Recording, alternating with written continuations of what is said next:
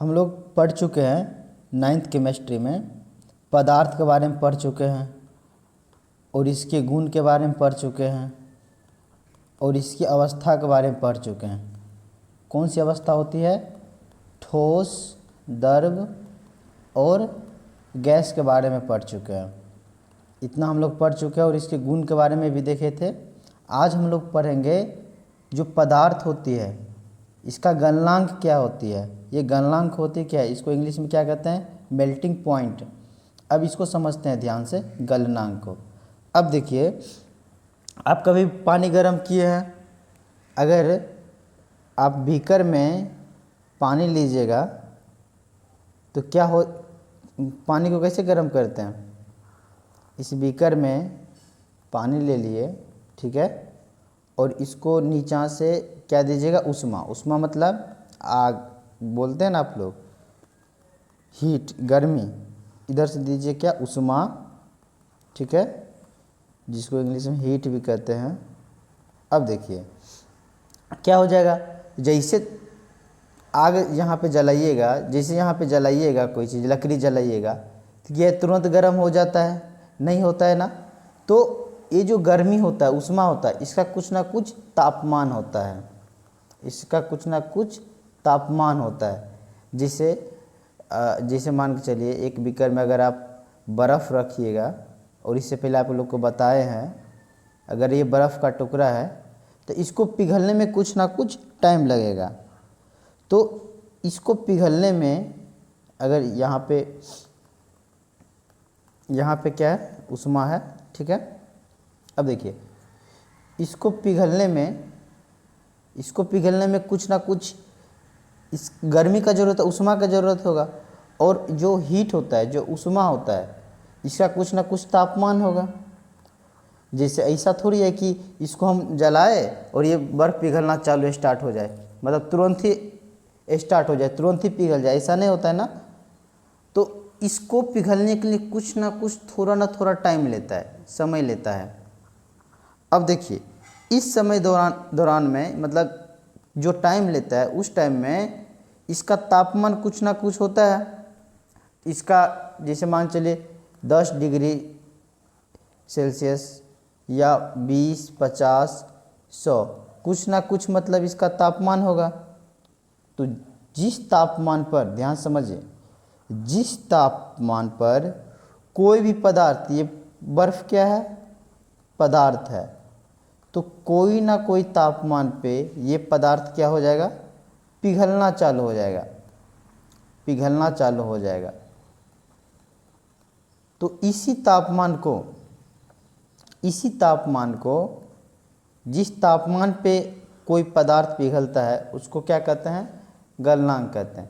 अब देखिए, अगर कुछ तापमान पर, ऐसा नहीं है कि मतलब इसको, जैसे आप लोग अगर जो गैस चूल्हा होता है उसको अगर सबसे कम कर दीजिएगा, मतलब बहुत ही कम कीजिएगा, तो उष्मा क्या हो जाएगा?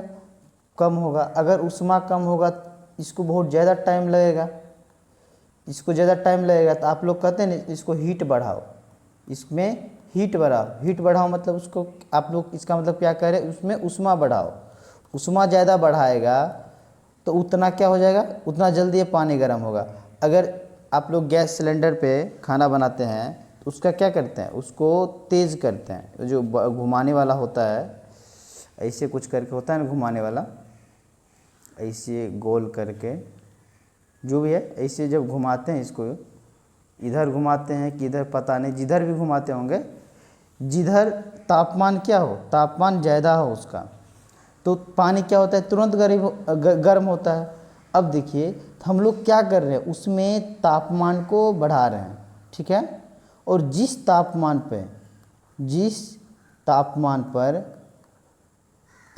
पे ये पानी क्या बने? वाष्प बन जाए। मतलब जैसे यहाँ पे पिघला, तो यहाँ पे क्या हुआ? ये पिघला, जिस तापमान पे ये पिघला, जिस तापमान पे ये वाष्प बना, ध्यान से समझिएगा। मतलब सिंपल चीज़ है, कोई भी पदार्थ किसी ना किसी तापमान पे क्या होता है? पिघलता है। तो उसको ही क्या कहते हैं? उसको क्या कहते हैं? गलनांक कहते हैं। ध्यान से समझिए। सिंपल है, ये कोई ज़्यादा हार्ड नहीं है। देखिए गलनांक क्या होता है, इसको इंग्लिश में क्या कहते हैं, इंग्लिश ज़्यादा इम्पोर्टेंट है, बार बार आप लोग के बोल रहे हैं इंग्लिश ज़्यादा इम्पोर्टेंट है। इसको A to Z जितना भी पॉइंट में लिखा रहा हूँ इंग्लिश का, उस सारा का सारा याद करना है, ये ज़्यादा ज़रूरत का चीज़ है। अभी समझ में नहीं आएगा, जब इंग्लिश बताऊंगा वहाँ समझ में आएगा, और जब 11th में जाइएगा आप लोग तब समझ में आएगा कि इंग्लिश कितना ज़रूरत का चीज़ है। अब देखिए मैं क्या बोला, कोई भी पदार्थ, कोई भी पदार्थ, यहाँ वस्तु भी बोल सकते हैं, कोई भी वस्तु, कोई भी चीज़, दुनिया में कोई भी चीज़ किसी ताप पर, किसी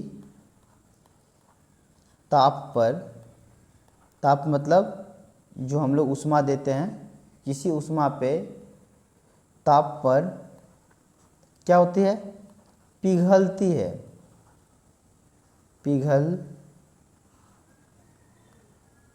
रही हो,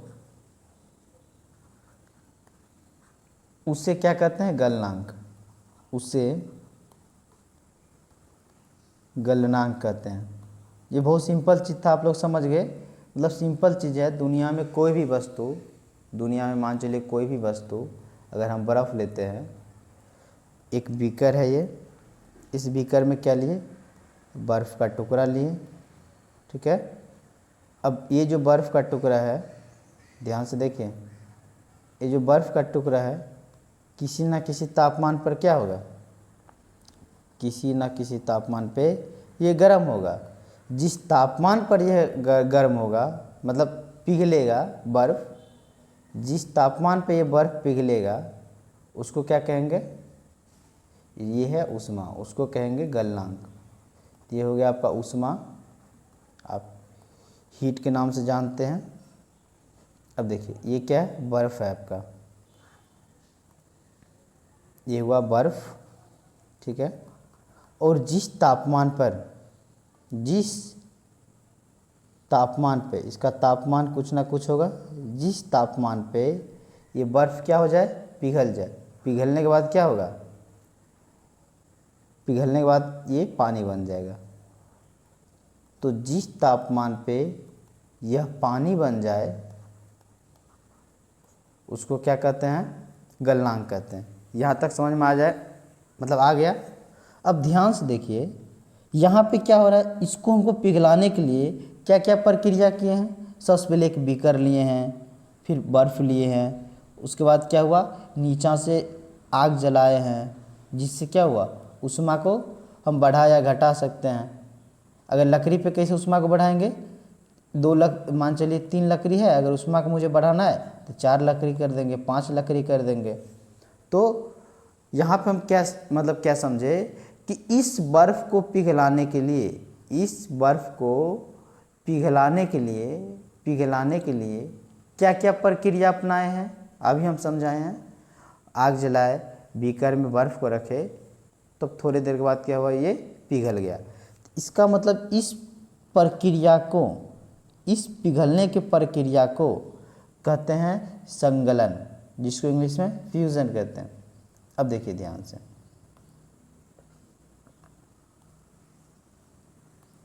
इसको क्या कहते हैं, ध्यान से देखिए। संगलन क्या होता है कि अभी हम क्या किए, जो बर्फ़ था उसको पिघलाए। ये बर्फ़ क्या था, ये बर्फ़ को पिघलाने का ये प्रक्रिया अपनाए हैं। तो इसी प्रक्रिया को हम लोग एक नाम से जाना जाते हैं, संगलन। बस एक नाम है, ये जो प्रक्रिया है उस प्रक्रिया का नाम क्या है, संगलन, जिसको इंग्लिश में कहते हैं फ्यूज़न। ध्यान से देखिएगा। अब देखिए ये क्या होता है, अभी ये बताए, किसी भी पदार्थ को, ध्यान से देखिए, किसी भी पदार्थ को क्या कर रहे हैं, पदार्थ को, या पदार्थ के ज़्यादा सही रहेगा, पदार्थ के गलने की प्रक्रिया को, गलने मतलब पिघलना, गलने की प्रक्रिया, प्रोसेस, गलने की प्रक्रिया को क्या कहते हैं? संगलन कहते हैं। ये छोटा छोटा पॉइंट है, दिमाग में रखिएगा। संगलन कहते हैं। यहाँ तक हम लोग समझ गए संगलन क्या होता है। तो कोई भी चीज़ जैसे जैसे बर्फ़ हुआ, बर्फ़ में क्या क्या किया हम, प्रक्रिया में क्या क्या लिखेंगे, मैं समझा देता हूँ, आप लोग लिख लीजिएगा। प्रक्रिया में ये बर्फ़ हुआ, ये बीकर हुआ, बीकर हुआ। अब यहाँ से क्या किया हम, यहाँ से हम इसको उष्मा दिए, इसको उष्मा दिए, इसको क्या किए, उष्मा किए। अब ध्यान से देखिए, प्रक्रिया में क्या क्या लिखिएगा। प्रक्रिया में क्या क्या प्रक्रिया हो सकता है। इस बर्फ़ को एक हम बीकर लिए, बीकर के अंदर बर्फ़ दिए और इस बर्फ़ को गर्म करने के लिए हम नीचा से उष्मा दिए और कुछ तापमान पर ये बर्फ़ क्या हुआ, पिघल गया। इसी प्रक्रिया को हम लोग क्या कहते हैं, संगलन कहते हैं। यहाँ तक समझ में आ गया। अब देखिए हम लोग क्या किए हैं, यहाँ तक समझ गए संगलन क्या होता है, मेल्टिंग पॉइंट क्या होता है। अब देखिए हम लोग अभी तक क्या किए हैं, कुछ नहीं किए हैं, कोई पदार्थ लिए हैं। आप घर पे भी करके देखिएगा, साइंस को देखिए रटना नहीं, बस समझना है। ये बर्फ़ का टुकड़ा हो गया, यही हम लोग किया अभी। और इस बर्फ़ को टुकड़ा को क्या किए हम, सबसे पहले इसको पिघलाए, एक कुछ ज़्यादा ही नीचे में ड्रॉ कर दिया। इस बर्फ़ को टुकड़ा को क्या किए, ये बर्फ़ के टुकड़ा को हम लोग क्या किए, पिघलाए। तो पिघलने के बाद क्या हो जाएगा बताइए, ये बर्फ़ है और ठोस होगा और मजबूत हो जाएगा। क्या जो सोच रहा और मजबूत हो जाएगा, वो ध्यान से, उसका ध्यान यहाँ पे नहीं है। क्या हो जाएगा बताइए, बर्फ़ यह पिघल के पानी बन जाएगा।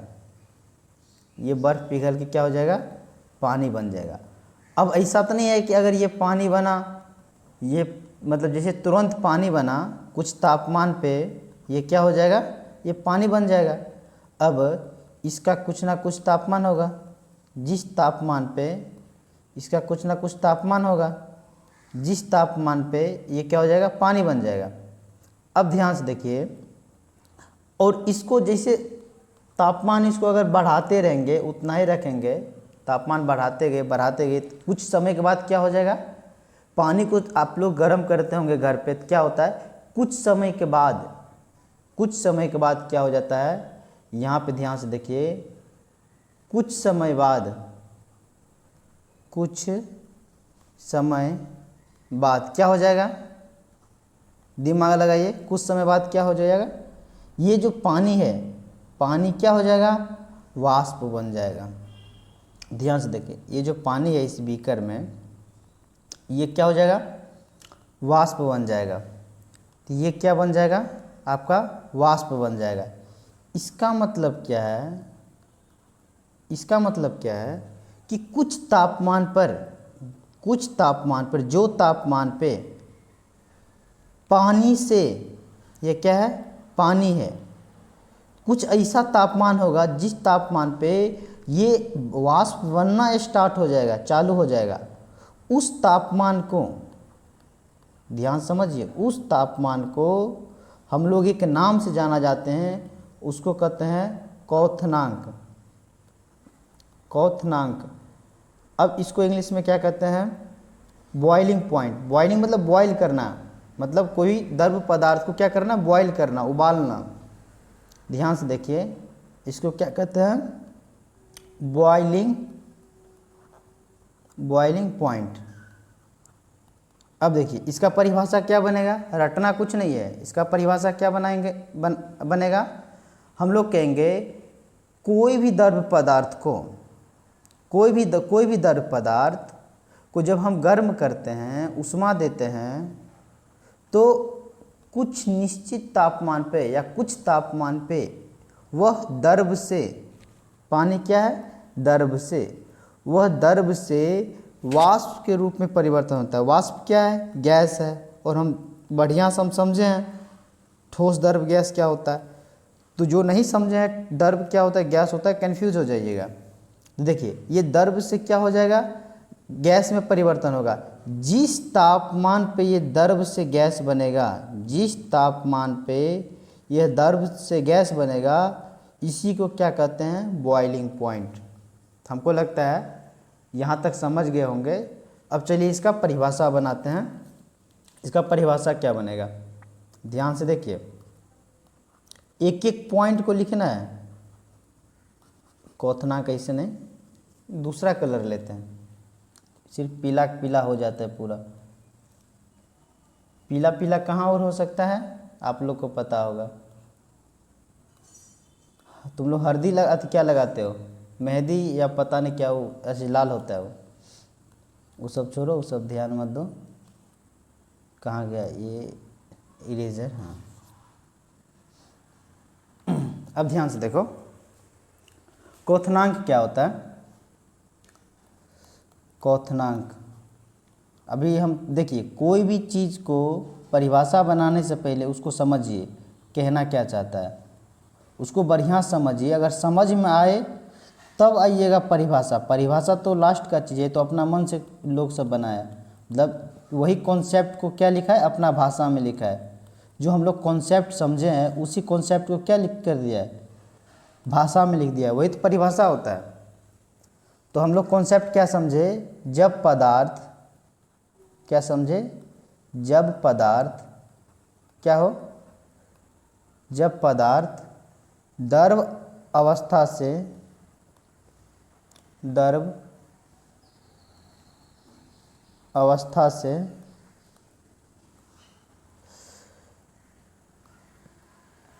द्रव अवस्था से किस में हो जाए, गैसीय अवस्था में, गैसीय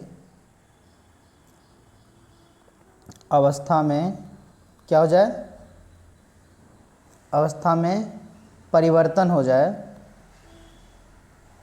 परिवर्तन, परिवर्तन मतलब बदल जाए, मतलब द्रव से किस में बदले, गैस में परिवर्तन हो जाए।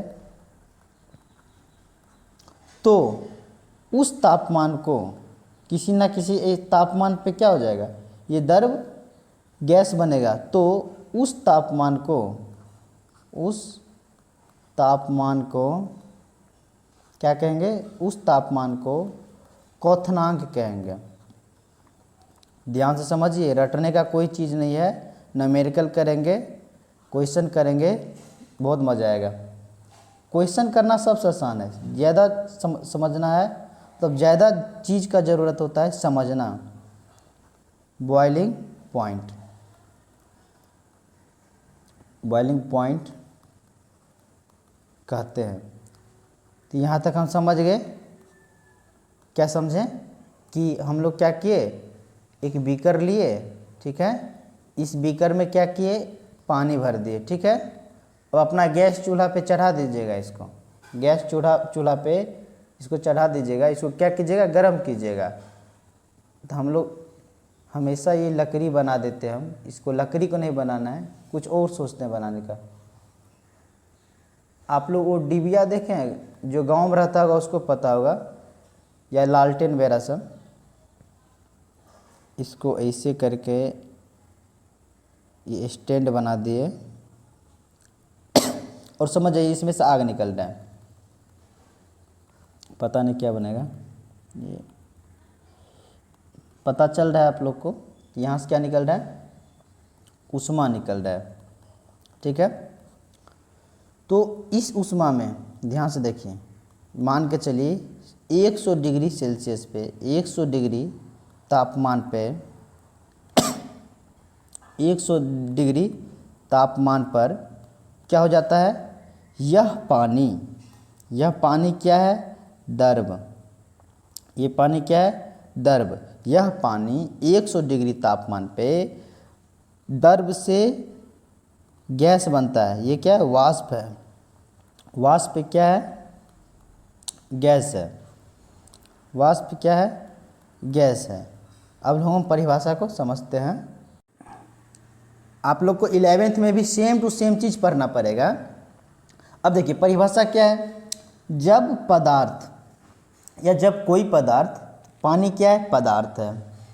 जब पदार्थ द्रव अवस्था से, पानी क्या है? द्रव अवस्था में है, द्रव अवस्था से गैसीय अवस्था में परिवर्तन हो जाए, मतलब द्रव अवस्था से गैसीय, गैसीय मतलब वाष्प बन जाता है, गैसीय अवस्था में क्या हो जाए? परिवर्तन हो जाए, तो उस तापमान को, कुछ ना कुछ तापमान होगा इसको वाष्प बनाने के लिए, तो इस तापमान को, क्या तापमान है? मान के चलिए 100 डिग्री सेल्सियस। तो उस तापमान को हम लोग क्या कहते हैं? क्वथनांक कहते हैं। तो यहाँ तक हमको लगता है कोई दिक्कत नहीं हुआ होगा। परिभाषा रटना नहीं है, परिभाषा को समझना है, ठीक है। अब देखिए, अब एक चीज़ आप लोग को बता रहा हूँ, मैं बता देता हूँ, आप लोग परिभाषा खुद से बनाइएगा, बाकी मैं तो बना ही दूंगा। देखता हूँ आप लोग बना पाते हैं कि नहीं। मैं अभी समझा देता हूँ और सब आदमी इसको परिभाषा, जितना भी स्टूडेंट है सब परिभाषा इसको बनाइएगा। ये मैं बड़ा बड़ा लेता हूँ थोड़ा, ताकि मैं इंग्लिश भी इसके अंदर लिख सकूँ। देखिए मैं तो आराम से मिटा दिया, आप लोग कैसे मिटाइएगा? आराम से पेज फाड़ दीजिएगा, तो दोबारा फिर लिखना पड़ेगा। ये क्या है? फुटबॉल। ये क्या है? बस ऐसे हम चित्र बनाए हैं ताकि मैं लिख सकूं, समझा सकूं। ये क्या है? लिक्विड, ठीक है। अब देखिए हम लोग क्या समझने की कोशिश कर रहे हैं, देखिए ध्यान से। ये क्या है? ठोस। इसको इंग्लिश में क्या कहते हैं? गैस। अगर जो बच्चा सोच रहा है ये इसमें इसको गैस कहते हैं, तो वो रिवीजन वगैरह सब नहीं करता है। इसको क्या कहते हैं? सॉलिड। और इसको गैस। यहाँ तक समझ में आ गया। अब ये ठोस, द्रव, गैस हम लोग अच्छा समझे थे। अब हम लोग इसमें ये समझेंगे, कोई पदार्थ ठोस से गैस से ठोस में बदलता है, उसको क्या कहते हैं? इसको कलर दूसरा ले लेते हैं हम। ये कौन सा कलर है देखते हैं। हाँ दिख तो रहा है।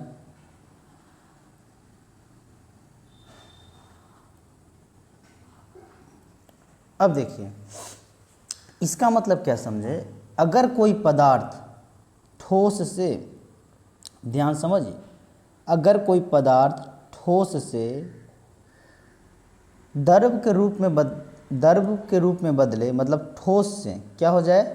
द्रव बने, मतलब ठोस, मान चलिए बर्फ था, बर्फ से अगर कोई चीज़ द्रव में, पानी में परिवर्तन होता है, द्रव में परिवर्तन होता है, इसको क्या कहते हैं? फ्यूजन, संगलन। इसको क्या कहते हैं? इसको संगलन कहते हैं। इसको परिभाषा क्या बनाइएगा? कोई भी पदार्थ ठोस से द्रव के रूप में परिवर्तन हो, उसे क्या कहते हैं? संगलन।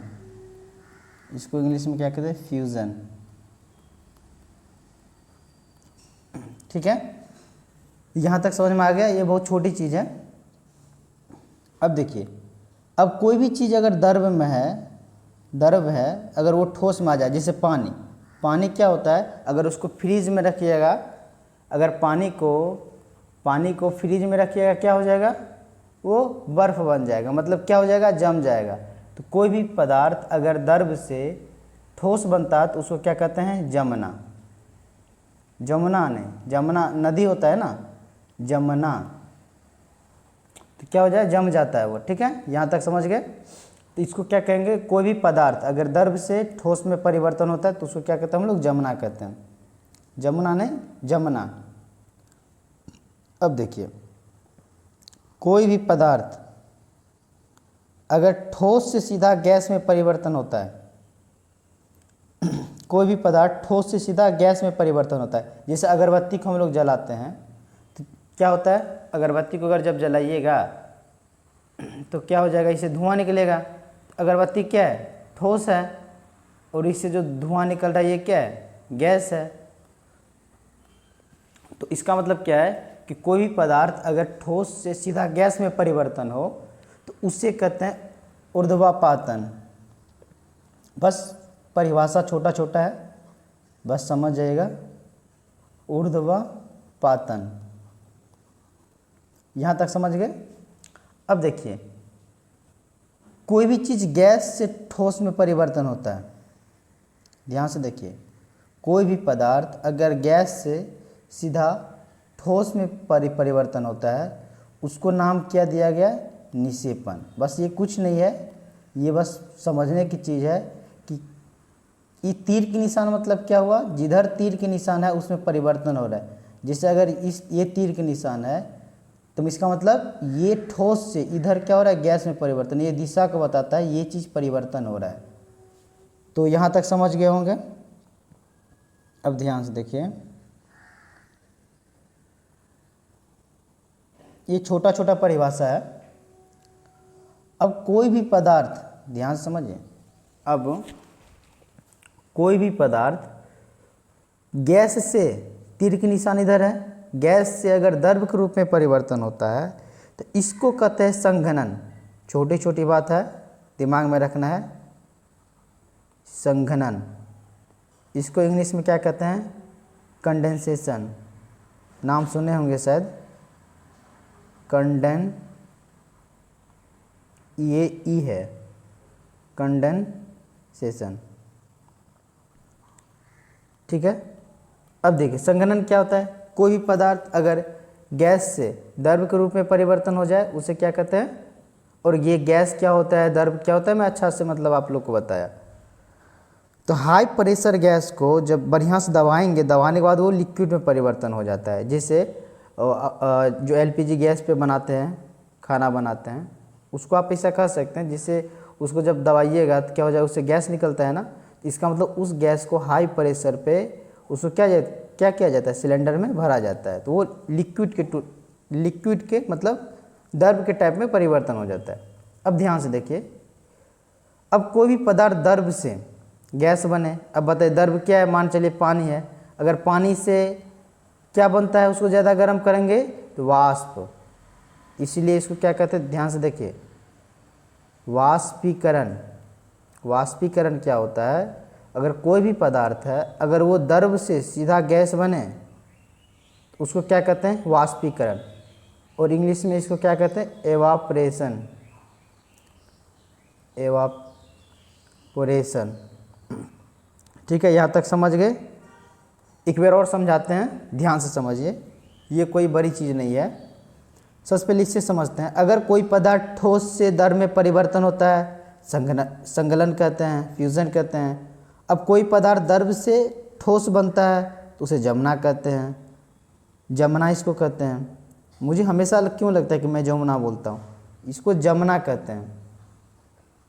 अब देखिए, कोई भी पदार्थ द्रव से गैस में परिवर्तन होता है इसको वाष्पीकरण कहते हैं। कोई पदार्थ गैस से द्रव में परिवर्तन होता है उसे संघनन कहते हैं। अब देखिए, कोई पदार्थ ठोस से सीधा गैस में परिवर्तन होता है तो उसे ऊर्ध्वापातन कहते हैं। कोई पदार्थ गैस से ठोस में परिवर्तन होता है उसे निक्षेपण कहते हैं। मतलब ये छोटी छोटी परिभाषा है। ये परिभाषा कितना हुआ, 1 2 3 4 5 6, ये टोटल 6 परिभाषा आप लोग बनाइएगा। जब तक खुद से नहीं परिभाषा बनाइएगा, रटने से कुछ नहीं होने वाला है। तो हमको लगता है कि हमारे आसपास के पदार्थ में लगभग मैं सब कुछ डिस्कस कर चुका हूँ। एक लास्ट टॉपिक बचा है, क्या, वाष्पीकरण। वाष्पीकरण पढ़ाएंगे तो ये पूरा कंप्लीट हो जाएगा। वाष्पीकरण पढ़ाएंगे तो ये कंप्लीट हो जाएगा, ये भी कोई बड़ी टॉपिक नहीं है। इसके बाद क्या हो जाएगा, हम लोग केमिस्ट्री का दूसरा चैप्टर पढ़ेंगे। उसके बाद तीसरा, जब तीसरा स्टार्ट करेंगे परमाणु आ जाएगा। जब इसको स्टार्ट करेंगे, और इसको भी ध्यान दीजिएगा, सेकेंड, थर्ड और फोर्थ, ये 9th का तीनों केमिस्ट्री बहुत इम्पोर्टेंट है, बहुत ही ज़्यादा महत्वपूर्ण है। क्योंकि ये तीनों चीज़ अगर समझ जाइएगा तो 10th में आपको बहुत हेल्प मिलेगा, आपको 11th में हेल्प मिलेगा। 10th में कहाँ हेल्प मिलेगा? केमिस्ट्री में, फिजिक्स में, विद्युत चैप्टर में। ये चीज़ अगर नहीं समझिएगा, बेसिक चीज़ यहाँ पक्का रटना पड़ेगा। इसीलिए रटना ना पड़े उसको समझ। साइंस को कभी नहीं रटा जाता है, रटना मना है, रटना मना है, रटना नहीं है, इसको समझना है साइंस क्या कहना चाहता है। अब देखिए ये 2, 3, 4 अगला जो भी टॉपिक पढ़ेंगे बहुत ही ज़्यादा इम्पोर्टेंट है। तो उसके बाद जितना भी कंपटीशन एग्ज़ाम दीजिएगा, और बताए थे इससे पहले पॉलिटेक्निक, पैरामेडिकल, ITI जो भी एग्ज़ाम दीजिएगा उसमें आपको ये चैप्टर, तीनों चैप्टर आपका बेस बनाएगा। तो यहाँ हम लोग समझ गए, इसमें छोटा छोटा टॉपिक था तो ये सब समझ गए। बाकी कोई भी दिक्कत होगा कमेंट कीजिएगा, कोई भी दिक्कत है उसका फिर सॉल्यूशन क्या है नहीं है फिर बता देंगे। तब तक के लिए थैंक यू।